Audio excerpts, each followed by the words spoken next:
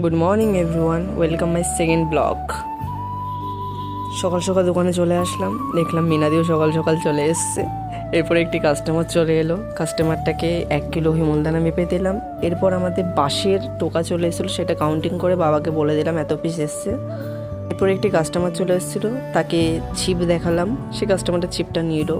এরপর একটি কাস্টমার এলো, ফিশিং হুক নেবে, তো ফিশিং হুক দিয়ে দিচ্ছে মিনাদি। তো ফিশিং হুক দিচ্ছিল মিনাদি, ভিডিও আমি করছিলাম।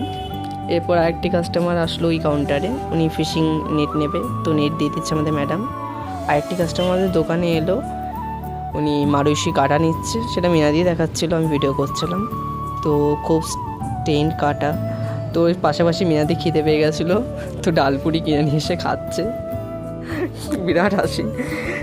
এরপর কিছুক্ষণ বাদে আবার কাস্টমার চলে এলো, ফিশিং হুক নেবে এবং আর্টিফিশিয়াল মাছ এগুলো। তো কাস্টমারকে দেখাচ্ছিলাম, আমি মিনাদি পাশাপাশি দুজনে দেখাচ্ছিলাম, সেই কাস্টমারগুলোকে সব হুকগুলো দিলাম। এরপর কাস্টমার বলছিল ফিশিং টেলিস্কোপিক রড নেবে, তো টেলিস্কোপিক রড মিনাদি দেখাচ্ছিল। তো কাস্টমারগুলো আরেকটি টেলিস্কোপিক রড দেখবে, সেটাও খুব ভালো। আর কাস্টমারগুলো অনেক মাছ পেয়েছে গঙ্গায়, অনেক বড় বড় চিংড়ি মাছ, সেটা দেখিয়ে দিলাম তোমাদের। এরপরে আরেকটি ছিপ দেখাচ্ছে, সেটা হলো জুইচি। আর এর পাশাপাশি আমরা আর্টিফিশিয়াল মাছগুলোও দেখিয়েছিলাম কাস্টমারকে, তারা 2 পিস নিল। এরপর বিল পেমেন্ট করে চলে গেল কাস্টমার।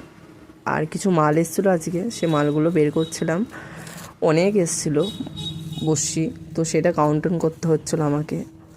কাউন্টিং করতে করতে আমার মুখ আর হাত দুটোই ব্যথা হয়ে গেছিলো। তো দেখাচ্ছিলাম যে এত করবো কী করে। তো এই পর্যন্তই, বাই এভরিওয়ান।